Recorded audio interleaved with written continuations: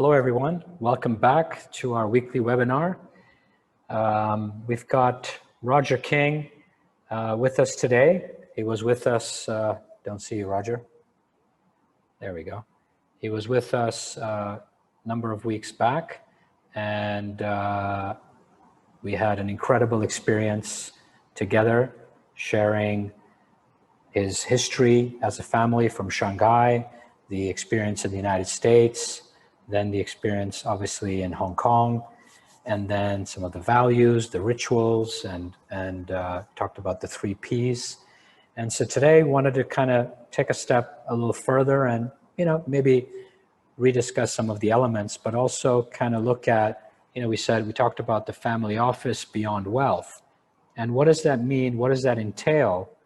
And, maybe go through what are the elements that you feel are the core, and then we let's have a dialogue together as to how other people can reflect upon the parts they already have, the focuses that they're already putting in play. Maybe some of them they're not, so kind of an awareness exercise as well as an execution exercise. So Roger, thank you very much. It's an honor and privilege to have you back. I know we've done a lot of things together, like write articles, and I've come to speak at the university, which you've given me the honor and privilege to do. And so let's have some fun. So thank you, Roger. I know it's dinner time or post-dinner time for you in Hong Kong. I'm in Dubai at the moment. So tell me, what does a family office beyond wealth mean to you and your family? Right. I like to thank you for inviting me once again to expand on the concept of the 3 Ps. For those of you who are not familiar with it, basically what we talked about is the preservation of family wealth, preservation of family harmony, and the 3rd P is preservation of family value and legacy itself. And so, most people think of family office as tend to be the wealth management aspect.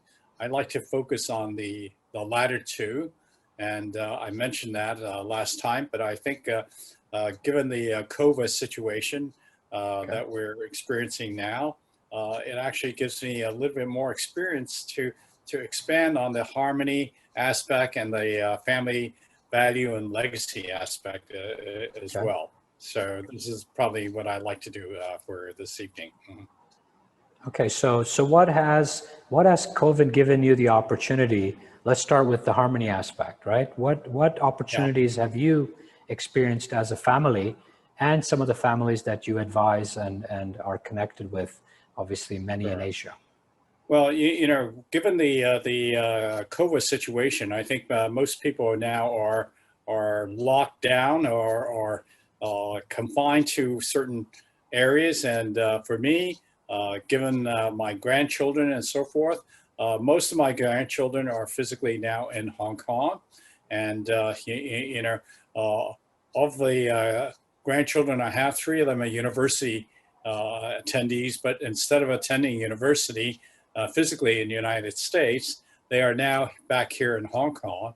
So I'm having greater opportunity to get together with them, not only on our weekly family lunches, but in fact, this afternoon, one of my grandsons calls me up. Well, he called me up last night, 2 o'clock in the morning. Actually, he was taking some classes and he said, "Oh, should we get together for lunch tomorrow?" So I said, "Yes, absolutely." So I asked him to coordinate with another one of my grandsons. So today we had a very, very nice lunch.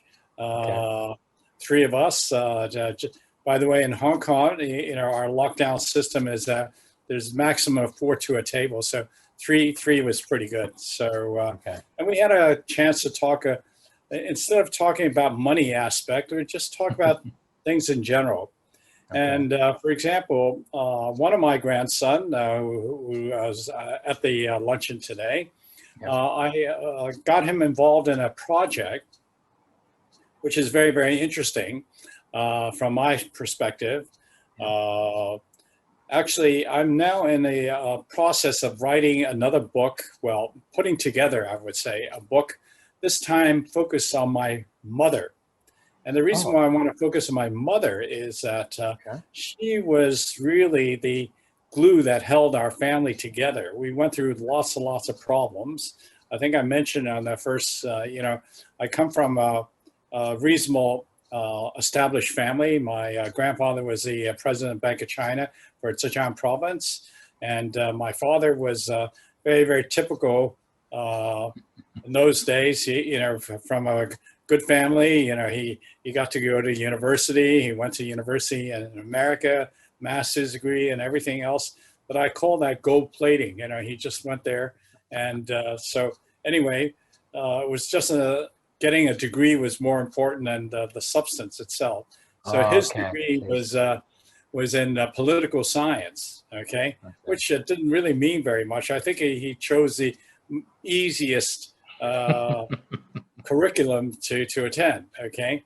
And he went to University of Michigan, which is my alma mater. And anyway, later on, when we did return to United States for Chinese in the late 1940s, having a political science degree, it was very, very difficult for him to get a job, okay? And, but my mother, she actually attended a very good school in Shanghai, but never finished, so they got married very, very early. She never finished secondary degree, secondary school. School. Yeah. And went to United States, and she had to work, piecework, all these things. And she held the family together because my father was typical, from a well-to-do family, and he really didn't know how to get things organized. So my mother, without a formal education and everything else, she was the thing. So what we're now doing is I'm in the process of writing a book, this time with a focus on how she actually managed to keep us all together. And Wow. so this is very, very important. For example, I have two older brothers, and one of them has a PhD. I have a PhD, and my sister married a PhD. But my oldest brother, the one that joined the PLA, People Liberation Army, without permission, and that was the reason why we left China. And so he stayed behind. And anyway, I didn't actually get to see him again. We parted in 1951. And the next time I saw him was 1979. But recently I Wow. asked, it's 79, and now he's living in Hong Kong. And Okay. he was, amongst the siblings, he's actually the most read individual. He reads lots and lots of books and everything else. And he never finished secondary school, but he became a Wow. school teacher in China after his military thing. I think I mentioned, this is the only family that one member is a PLA soldier and myself, a U.S. naval officer. But anyway, so recently I saw my older brother. I said, can you please write something about what you remember in the old days when you were growing up about our mother? So a couple of weeks later, he gave me a whole stack, Wow. but he only writes in Chinese. So so I gave the stack to one of my grandson, who reads both English and Chinese. I said, by the way, this is a project for you to translate what your uncle has written from Chinese to English itself, okay? And he seems to be very, very interested in doing it. And I think this is a very, very good project. This will give him some understanding of at least his great-grandmother and the family background, because we do have books on my grandfather and this and that and so forth, but we don't have a book on my mother and how she held the family together. Yeah. And I also got my other brother who's in the United States at the moment, and he's also contributed to this. So I'm getting quite a few people to contribute to this book, and we hope eventually we can put it together into a little book, not to be sold or anything else, just for family members itself. Yeah. So we have tons of books on the older generation. But my mother, it's always the male dominated books. So I want a book written specifically on my mother and how she was able to, when we were going through very, very difficult times in the United States. And she was the one who worked very, very hard, basically minimum wages and everything else. And, the sons were able to get university degrees and so forth and so on. So this is a project. But now I have my grandson doing part of the translation, and he seems to be very, very willing and eager to do it. So I'm very, very happy about that. So Did this he is give an you example feedback yet of what he's read, or not yet? He's giving you feedback of what he read? Yeah, I just gave it to him today, actually. But I told him a couple of days ago. So he's very, very eager to do it. Okay, and he's got a little bit of time. He's a sophomore currently at studying in Princeton, so he's got a little bit of time over here. Again, Princeton's closed, entirely closed. Okay, so yeah. I mean, as in closed as in online only, right? That's what you mean, or closed? Yeah, they got closed, physical closed. Yeah, he's studying online right at the moment. Okay. So, yeah, I mean, this is the thing, right? I mean, a lot of families, the glue, like you call it, or the person behind the scene who holds it all together is never in the front line. So most people don't not only not see them, but don't have the gratitude and appreciation of what it really takes, right? I mean, even I remember I was sitting with some senior members at HSBC one time at a lunch, and there were 6 of them and me, and they asked me, so what does your spouse do? And I said, well, she has a real job. And they all looked at me like, and I was crazy. And I said, yeah, I said, it's the riskiest job. And they go, what do you mean? I said, see, when you and I sit on this table, and when we finish, we'll decide on what the credit facilities are and what we're going to do with the money. But if something goes wrong, we'll settle and maybe write it off. Worst scenario. I said, with her, she's dealing with the children. She has no choice but to continue for where she left off, and there's no writing off. And that's called a real job and a real commitment. So, this is the thing that we underplay, right? That, whether it's male, female, it's the person that's at home that's really demonstrating a lot of the values on a consistent basis and on a quantity basis, not just quality, right? It's also quantity. So my mother actually had to go out to work, so again, without a formal education, it's basically sewing and piecework and so forth and so on. So, and again, culturally, I guess for Asians, the female role is never properly presented. And I thought I'd take this opportunity to do that. And hopefully I get more people in the family involved. Everybody can contribute a little bit based on their memory of their mother or grandmother or whatever.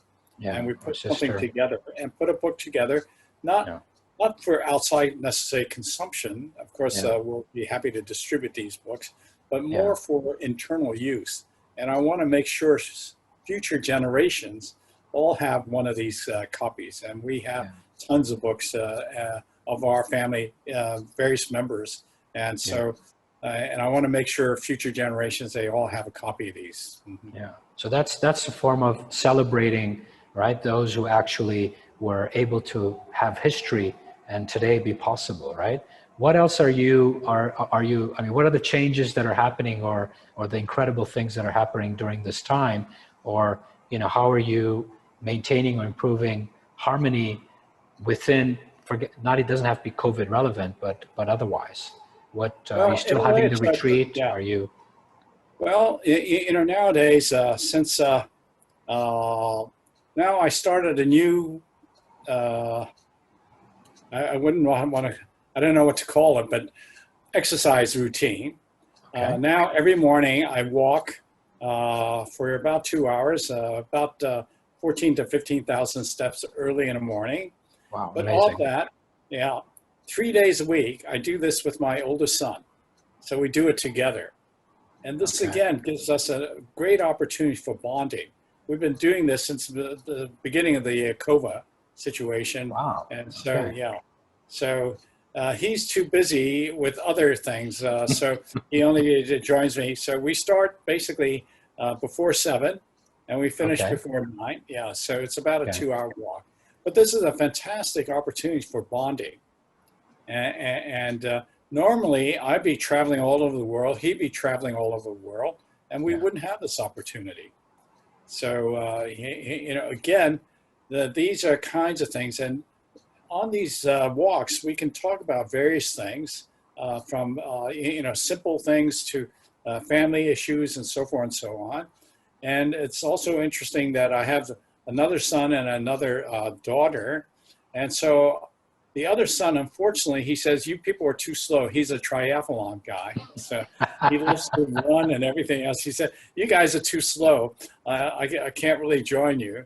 So instead of doing that, so what I do is that from time to time, I have a private luncheon with him and talk about various things. And so I try to, you know, get each of them, you know, their views of how we should move forward with, you know, our assets and so forth and so on, you know, because each have a different view. So this is a great opportunity. And I do this with my daughter as well. So again, I think without the COVID, we'd be flying all over the world, and you know, opportunities of getting together is fewer.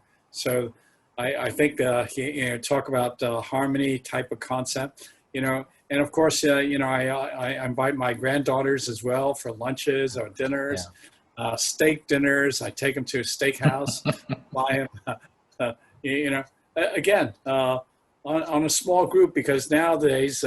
We're restricted to 4 to a table, so I have to, by choice, I can only take 3 out at a time. Rotate. So we can talk about various things, and it gives a great opportunity to explore various things. So what kind of topics are coming up without going into privacy? Sure. What kind of topics are you seeing? For example, yeah, my wife is very much involved with art. She started a gallery. You know, nearly 50 years ago, which my daughter has taken over. My wife is unfortunately not well. So we're now in the process of putting together a foundation in her name. So we're trying to say, okay, what are we going to do with this foundation? Who should be the ones that, you know, so not only to talk to my children, but I also want the grandchildren to think about these things. You know, because they can all contribute. Because, you know, it's interesting. My wife's side of the family, the DNA is very much into art. Okay. Oh, wow. Okay. Yeah, and they even the grandchildren, they're very good painters and this and that and so forth. And I have my oldest son. He's a fantastic photographer. Okay. And he's won many international awards. For those that are interested, you can search him. Stephen King, like the author, Stephen King, K-I-N-G, photographer. And you can search the website. And he's won many international awards, okay? So, and he sells his paintings and not paintings, photographs, okay? Okay. And but what's more interesting is that, you know, he went to probably one of the best educational tracks. We were very fortunate. He was able to go to Phillips Academy for boarding school, and he graduated too early. He went to Eton for a year, and after Eton, he couldn't get into a funny school in the South. He went to the school in Boston. He went to Harvard. He graduated from Harvard. So, you know, but now, and he's in finance, and he managed part of our assets. But in addition to that, he's a photographer. And so now in the mornings, when we take a walk, he's taking photos and so forth. And some of them with you. So he's the one walking with you. He's the one walking with you. I'm walking with him. And so I now started to take photographs as well. He's got expensive equipment. I'm using my iPhone, you know, so, and the quality is not too bad. Yeah. So not too bad is not good advertising for Apple. Roger, be a little more. I said, not too bad is not good advertising for Apple. Okay, yeah. I should say the foundation. Yeah. So the foundation is coming along. I mean, do you see coming along? Yeah, we're trying to put everything together. Do you see conflict? Do you see conflict in the ideas, or you're seeing some great ideas. everyone, it's always very interesting when you talk about putting a foundation together in the name of, let's say, someone's senior in the family. There's never a problem, Okay. and everybody. So the question is how to manage the foundation itself. Okay. Okay. So this is something we'll talk about, but I want the grandchildren to understand that also. So eventually they have that, responsibility to maintain the legacy for our family itself. Mm-hmm. Yeah. So that's one foundation. Yeah. The second foundation I want my children to continue is that I started, I don't know if I mentioned it last time, I started a program, exchange students, basically high school students. With Israel, right? With Israel. With Israel. So again, I told them that I want them to, in the future, create a foundation. So we put some money there, and this will be a continuous thing. And this foundation be in the name of my grandfather, not me, okay? But, because it's children from Hangzhou area. This is where Alibaba is. And my family's originally from Hangzhou. And my grandfather used to live in Hangzhou. So, and we have a memorial hall over there and everything else. So I want to, use this opportunity to, again, bring the family together itself. Mm-hmm. So is it, I mean, you use the word, I told them, so is it, and I want, so is it really about you and you use their grandfather as a way to kind of facilitate it, or are they actually also keen? I think I started and I would like them to continue it. Okay. Because I really believe it's a very good project itself. Okay. Do they want to expand it maybe into other areas, or they're committed to Hangzhou? Well, they're not against it, okay? And they see the benefits of it and so forth and so on. So I think I'm at an age where I have to think about what my legacy is going to be, right? Okay. So I think this will be one of my legacy itself. Mm-hmm. Okay. Yeah. So what other suggestions or experiences are you having? Okay, that's the harmony piece, and then we've got the legacy piece. I guess the legacy is coming in as well. It's all together. The harmony and legacy really go hand in hand. It's very difficult to extract the thing. We don't talk about the wealth side. In fact, I was thinking, and I told my children, you say, yes, we were very, very fortunate to accumulate wealth and so forth. But, my lifestyle hasn't changed since in the last 40 years. I live in the same house. Yes, it's a very, very nice house and everything else. And I eat 3 meals a day and getting fat on 3 meals a day. But, and I want them to understand, for example, nowadays I'm driving a car on my own because I lost my driver. And I'll probably get another driver soon. But, so when I go out, when I park my car, I picked the cheapest car park I can find. I want them to understand that, you see. It's not if we cannot afford it, but again, this is, again, the value system. You want to, if you're buying certain things, they say, hey, let's go to this other place. It's a little bit cheaper. Even though they say, oh, the other place is better. No, let's go here, Yeah, but the question becomes, right, and this is what the new gen and even the tech guys, right, is cost versus value.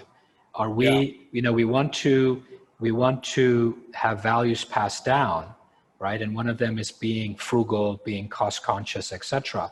But sometimes, don't you agree, we kind of lose the value side where we're focused on the cost and not the value? Are you having those kind of conversations? Well, we don't have those specifically. I think I just do it. I don't particularly say, oh, let's go park the car in a cheaper place and this and that and so forth. But they understand that. And so hopefully they understand that, the older generation, at least, not trying to waste money itself. Okay. If there are options, you choose accordingly, And for example, I mentioned to my children, my father-in-law, he was, he was very successful as a businessman, but in the old days, he never flew there was no business class. He never flew first class. Yeah. he always flew economy. He's not a big guy, so economy is okay. But more importantly, he always flies with a colleague. He never flies on his own. And the minute they close the door, the plane door, he always asks the whoever's sitting next to him, please go find another seat. So he has 2 seats in the economy class. Yeah.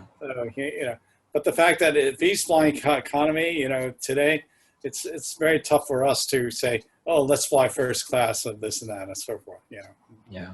But the thing is, again, I was chatting. I mean, I'm in Dubai for a while now and meeting families and spending time. And I said, we have a spectrum, right? And the spectrum is on the left side, there's tolerate. In the middle, there's accept. And on the right, there's embrace, right? Mm-hmm. So are they tolerating the older generation and their ways of frugality? Are they accepting their ways? Or are they embracing their ways? There's a big difference. I don't think I got them to embrace it yet. Okay. Or if at all, right? Well, so. Yeah. I think, if they don't embrace it at the end of the day, I don't want to force them to do something like that. Exactly. Yeah. Mm-hmm. So they're accepting your ways as your ways. You do it by demonstration. If you're doing it, and I think they'll understand, and hopefully they will pass that down to the next generation after them as well. Or not. Is that okay, Roger? Well, at the end of the day, if they don't do it, I guess I would not openly object, but they understand. So you'll do the Asian way, huh? I'm disappointed, but I won't say anything. That's correct. Because that's the whole, right? The whole idea is am I, a lot of times with the values, I mean, we do a lot of exercises, I'm sure you do the same, with multiple generations doing a value exercise. And the question is that, are we imposing those values on others? Are we expecting it? And if they don't accept or embrace, are we judging them for it? Right? Well, so yeah.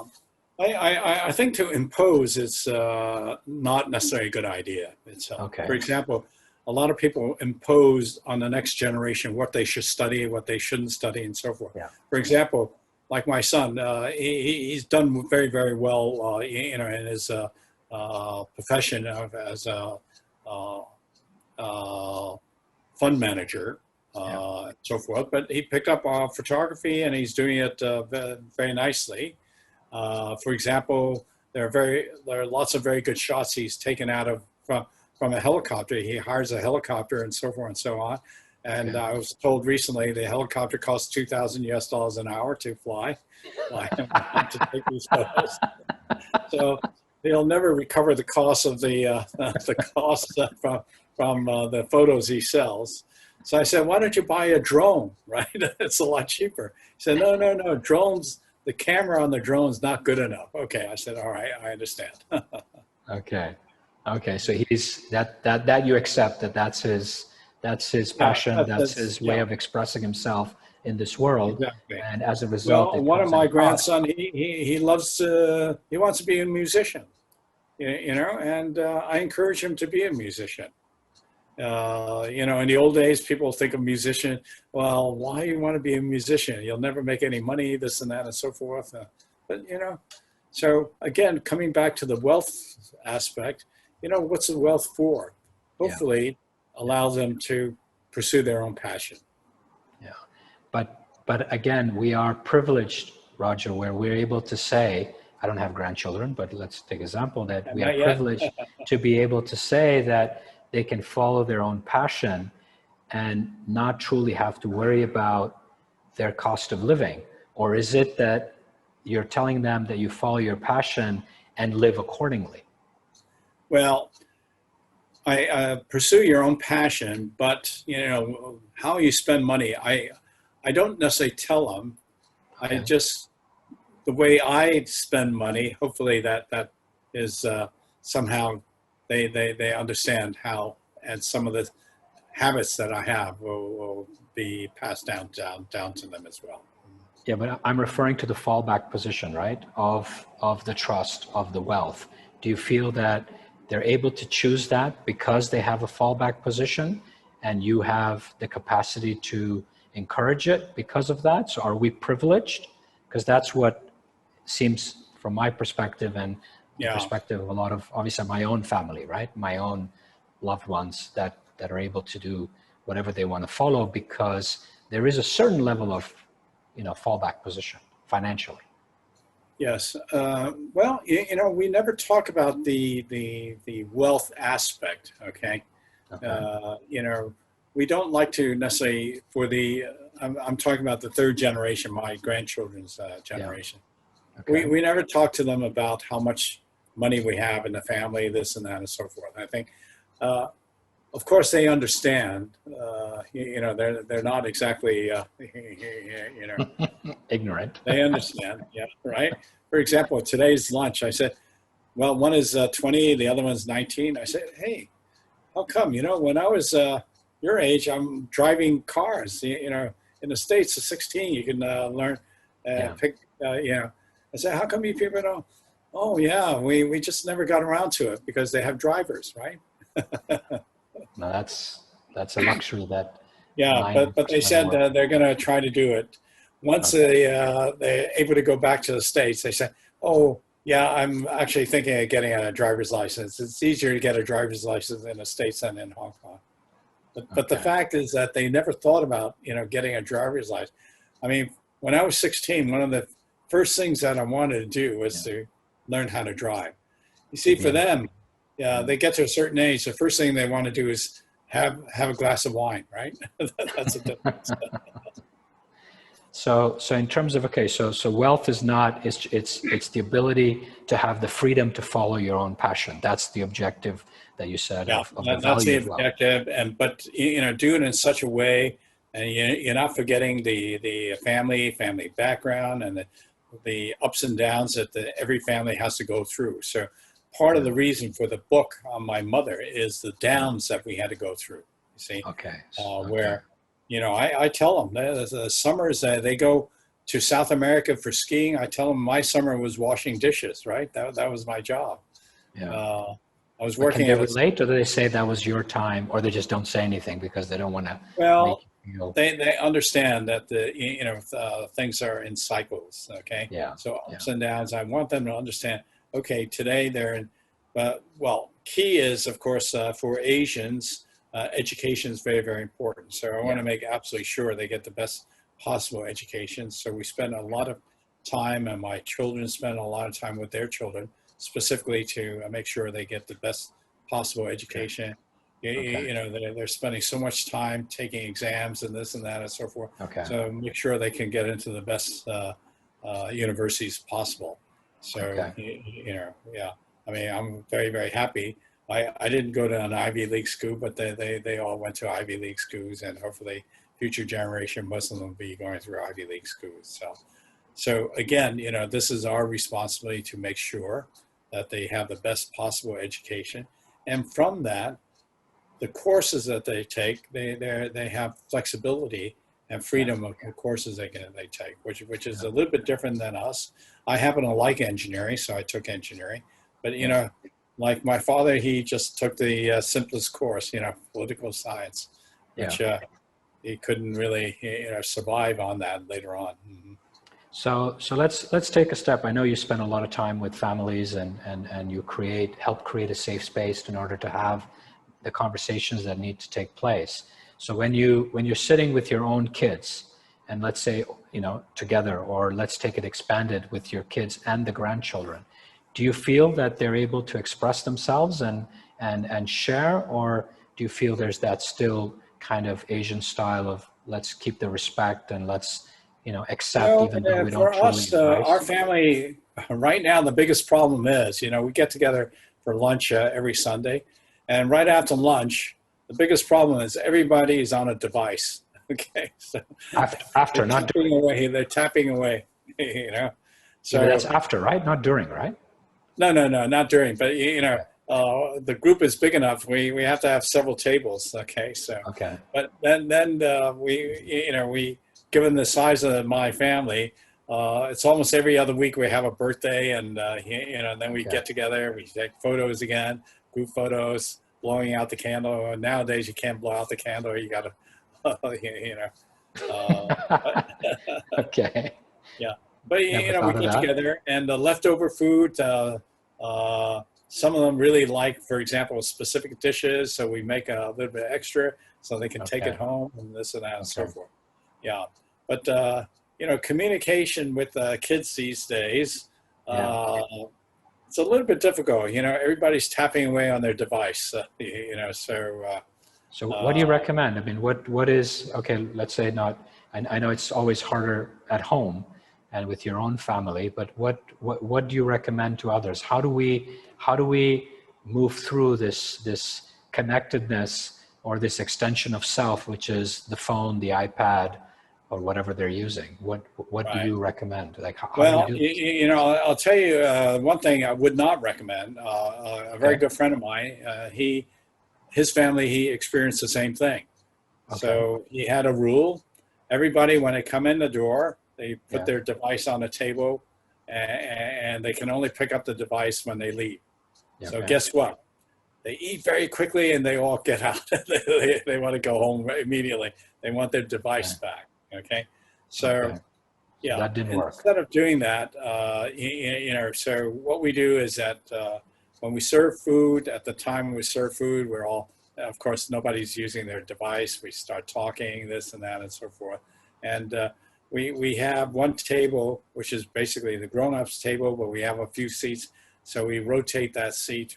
So we have the younger ones come and join the table, by rotational basis, so they're participating with the grown-ups as well. But are they looking forward to that spot or opportunity, or are they, when I grew up and my dad, we would have a meal with extended family, everybody would wonder who's going to sit next to my dad. I mean, my dad today is a complete different human being, but in those days, everybody was fearful of him.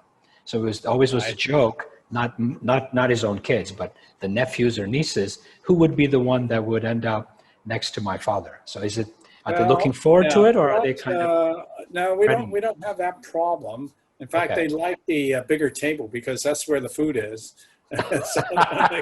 So there's an incentive. Okay. Yeah. The other tables, they have to come over to get the food. Okay. So Okay. they get the first choice of the food itself. So. Okay. And yeah. So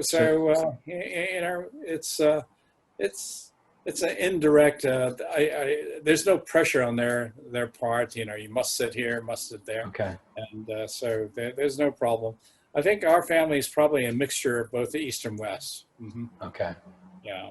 Mm-hmm. So we talked now in terms of legacy, right? I mean, in terms of legacy, you're doing all these foundations. What ideas are coming from them? Are there ideas coming from the grandchildren? I think the foundation for the art thing on my wife's name, actually, it was really my children's idea. Okay. They really want to start something that maintain a legacy for their mother itself. Okay. Yeah. So this is trying to get everyone together and so forth and so on, and so we have to put a little bit more formality into it. So we're in that process at the moment. Mm-hmm. And in terms of, let's say, health and well-being, in terms of physical health, mental health, emotional health, in that space, you're seeing more of a focus going in just by habit, or is it a family thing? Because you're talking about all these incredible experiences you're having, which are COVID kind of, facilitated. But well, I think my youngest son, he by nature he's very very active physically, but no one asked him to do that. He loves being a triathlon, bicycling, swimming, running, and everything else. And it's surprising. His son is the tallest amongst that generation. But he's the fattest one also. So, okay. I said, when is your son going to start picking up some of those things? Okay. Yeah. Yeah, but that's his choice. There's no real pressure, I think. Yeah. And again, again, we're fortunate enough, You know, they have tennis lessons, they have this kind of lessons, swimming lessons, everything else. So again, you know, when I was growing up, you know, those things weren't available to us, of course. Yeah. So in terms of, let's say, in terms of, obviously, let's take the left brain side, you know, where you have constitutions and governance. Do you feel that's driving any of this, or do you feel that's just kind of a backup position? Because a lot of Okay, people put that as a front position, right? well, you know, for our family, quite frankly, it's very similar to a lot of Asian families. We don't Okay. have a family constitution. Okay. Okay. Yeah, Okay. it's very, I say we don't have it. We don't have a written one. Yeah. It's really, you know, by tradition. Yeah. It's understood. Okay. Yeah. Yeah. And yes, they understand that, you know, generational issue. You have to respect your older generation, this and that, and so Yeah. forth. And it's really by doing and everything else. So if I'm not respectful to my older generation, why would they be respectful to me? You know, so Yeah. we have to do that. You know, we have a tradition. You know, for Chinese, twice a year we call grave sweeping. We visit Yeah. the ancestral graves and this and that Yeah. and so forth. You know, so these are part of the family history, and this is our culture, and we don't really have to write these things down. It's understood. Okay. Okay. But do you think that will change, or do you think it's okay? You think you'll be able to maintain it as all the children get Western educations, maybe start marrying cross-culturally? I don't know if they have yet. Yeah. You know, Yeah. Well, race, you know, yeah. Well, religion-wise, you never know. I race-wise. mean, it's hard to say.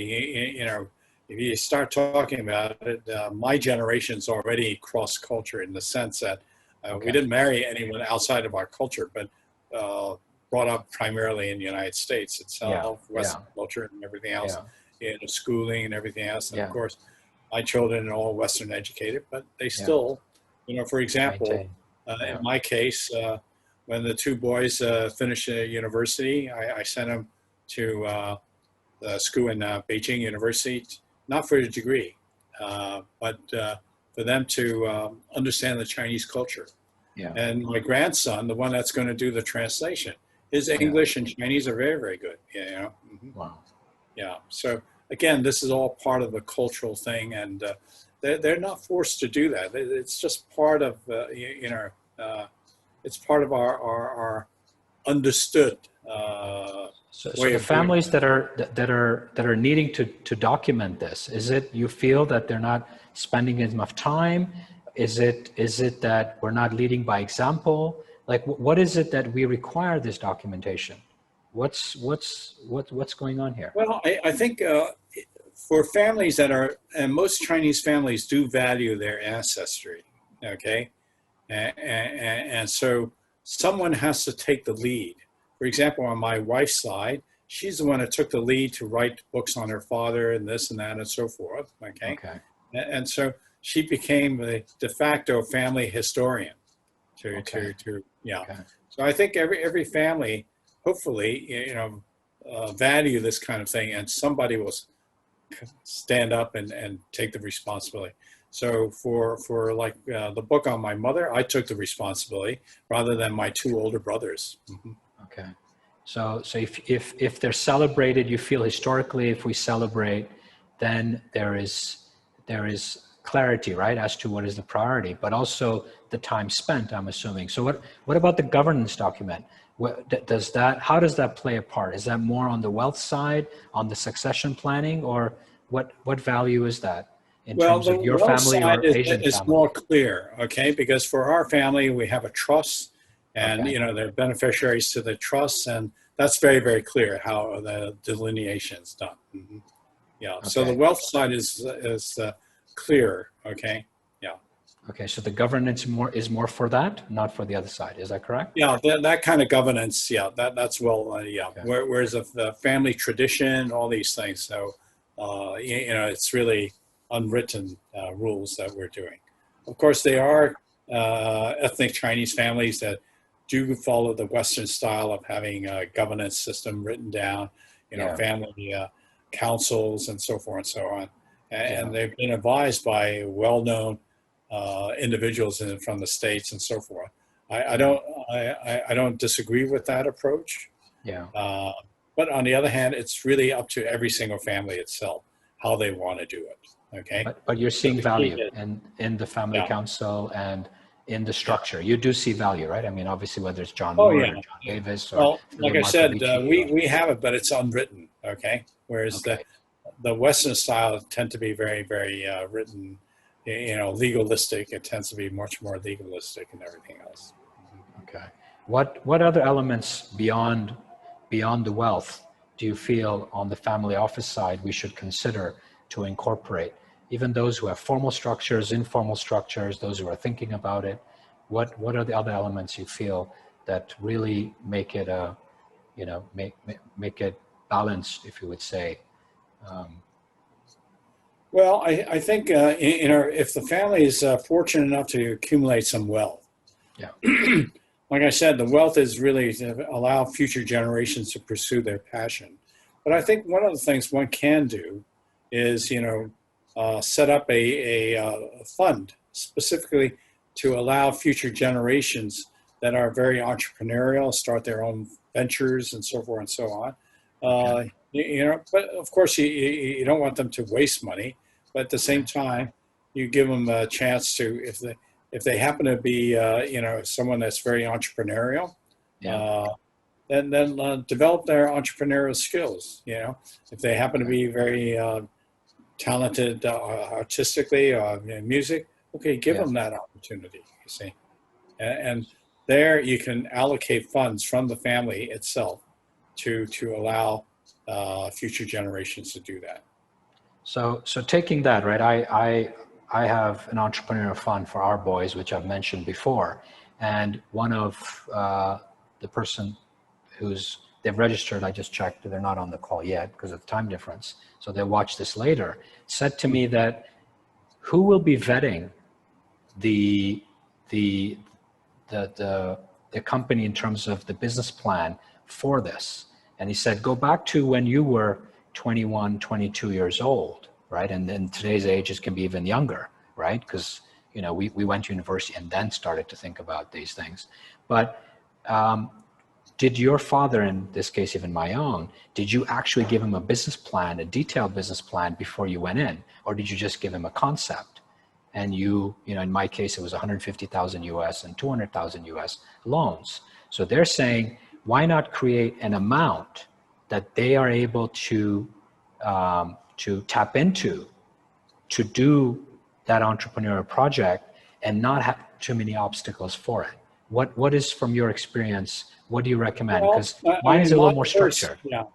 My first venture, quite frankly, was not 100 or 200 or whatever it is. It was only 10,000 US. Okay. The coffee, right? The coffee venture. I think it's not the amount that matters. It's really what they have to do.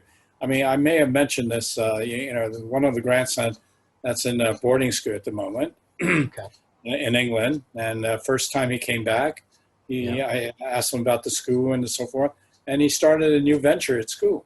Selling cup noodles. Nobody asked him to do that. Yeah, you told me last time. There's some. In fact, I encourage my son to give him sort of a virtual sum for him to do investments and this and that and so forth. Mm-hmm. Okay. So you're saying that you're encouraging the entrepreneurship, but it's not about the amount. It's not about necessarily a structure. So, but that's kind of loose, right? So you're leaving it to who? To the person who needs the money, or the person who's one generation above to make that discretionary decision? Well, I think it's really for the person that needs the fund to justify how much they need. Then it's for the generation above to say whether or not it's really workable or not. Okay. So rather than setting some arbitrary sum, let's say here's 100,000, 200,000, whatever it is, right? Yeah. Yeah, because you have the family in Europe, right? The French family, the Millier family, right? That has thousands of entrepreneurial projects, but they have a very structured approach, right? Where they take X amount, they give you the funding, it has to be vetted, but it stays within the family structure. And X amount is owned by the person who starts it. So you're not talking about that level of structure, right? Still very loose. No. I think, again, the Asian way is much more informal.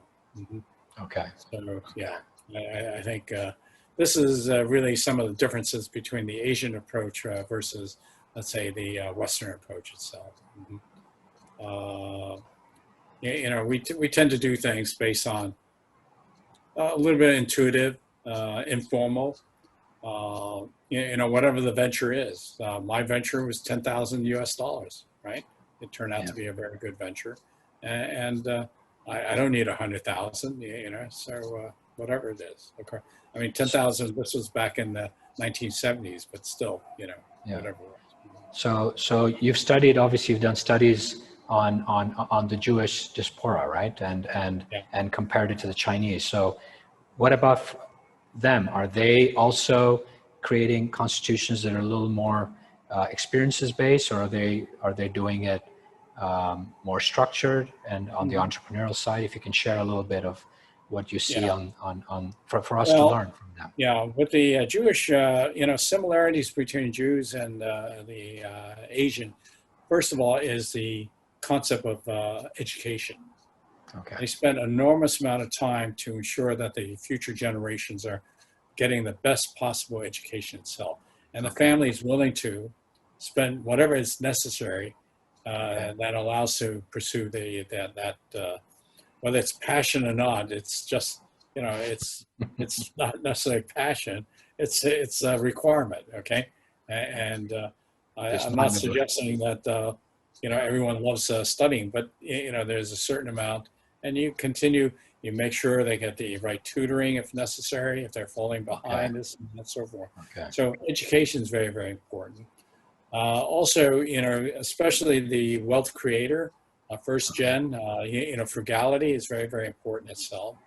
But the Jewish concept is a little bit different itself. In fact, the Jewish people, because they tend to be very, very mobile in a way, and they have to recognize that they may be forced to leave wherever they are.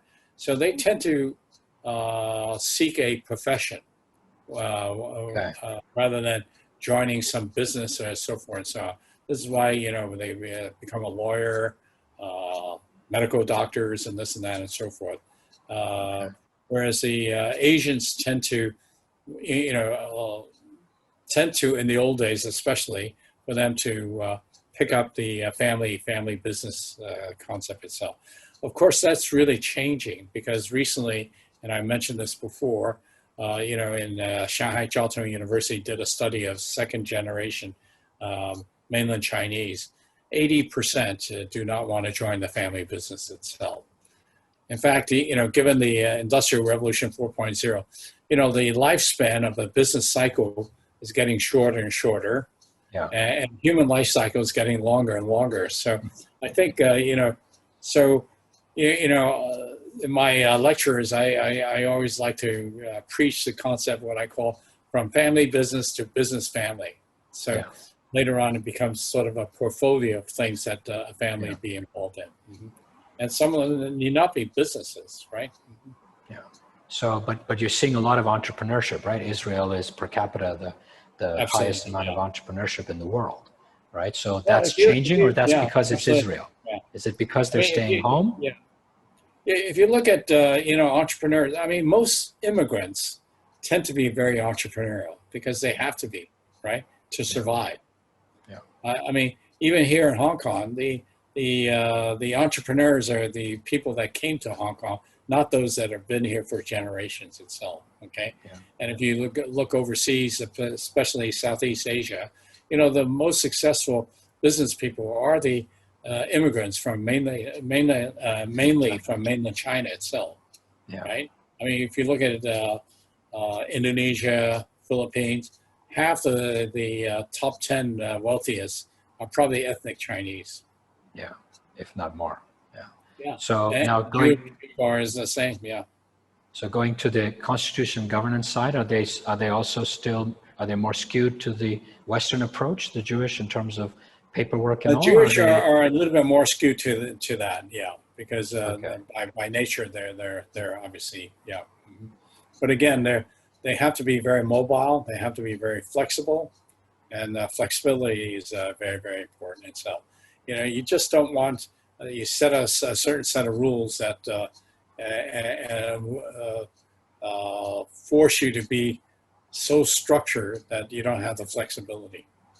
So how are the Chinese that you're seeing that 80% don't want to join the family business? Is it because it's not their dream and it's their parents' dream, or is it because they feel that these industries are not sustainable with Industrial 4.0, as you mentioned? What was behind that 80%?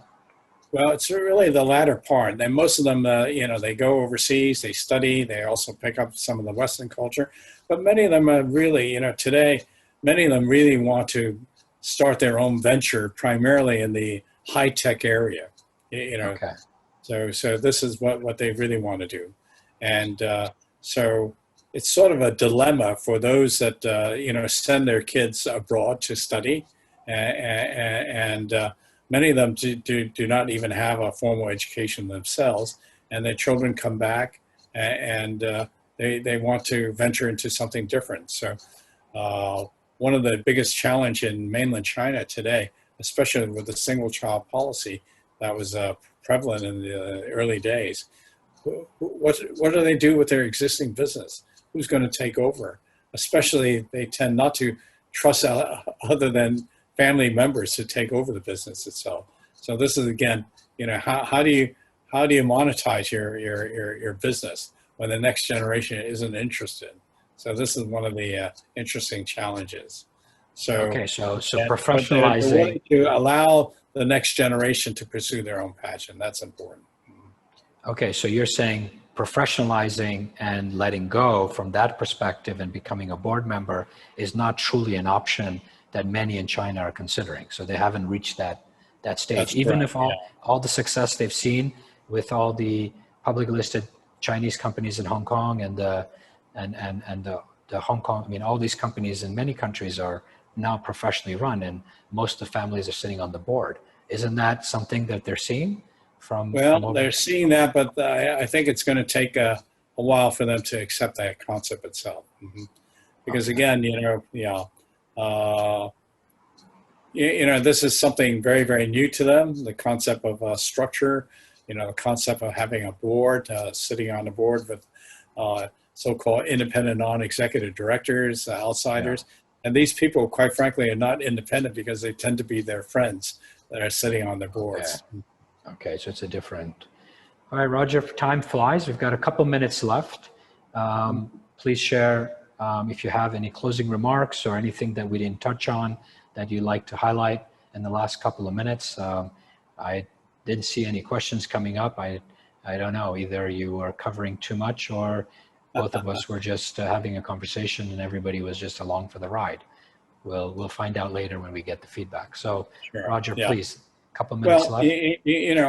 I think, for those individuals that are fortunate enough to accumulate some wealth, I think it's really, really important to, latch on to what I call the harmony element and legacy element itself. Okay. And this is, a lot of people put too much emphasis on the wealth side. I always tell people, how many meals a day can you really eat? So I really feel that given our culture, maybe the way we do things, it's going to be a little bit different. We don't have to do it the Western way. We still can do it the Asian way itself. There's nothing wrong with that. But the thing is that, harmony is very, very important. The Chinese used to have a saying that wealth doesn't go beyond 3 generations. And hopefully, with this kind of approach, wealth does go beyond 3 generations itself. And more also the important, purpose of wealth, happiness right? and harmony goes beyond 3 generations. But even the purpose of wealth, I think I love that, if you don't mind repeating, right? That it's to help, it's to facilitate the process of the next gen to pursue their passion. Their own right? passion. Yeah. I think that's also very important, and not really impose or expect, like you said, for them to join. Given Or for today's, them. how rapidly things change, allow them to really pursue their own passion. All right. Thank you very much, Roger. Not Truly at all. appreciate your time. Well, I thank don't you know if for you already- inviting me. I really Feisal. enjoyed it, as always. Yeah. So really, value the wisdom you have. I know you shared a lot intimately about your own direct family, your extended family. So thank you for trusting and being, vulnerable in that space. And also thank you for doing the comparatives with the Jewish and other areas. Next week, we're going to do a little bit of a shift. We're going to be talking about medical records. There's a doctor who's going to come online who actually helps us with all the families that we care for in terms of medical records. And he's going to share his story on how access to his medical records saved his life. He has a very rare condition. And so we're going to switch gears next week. So hope you can join us I look online, forward to Roger. seeing that as well. And so once again, thank you everyone for joining us. Truly an honor and privilege to be of service. Thank you, Roger, once again for your time. And thank you very much, and hope to see you back in Hong Kong in the not too distant future. Yes, sir. Okay. Thank you, everyone. See you next week. Okay, Thanks, bye. Roger. Thanks, Roger. Bye-bye.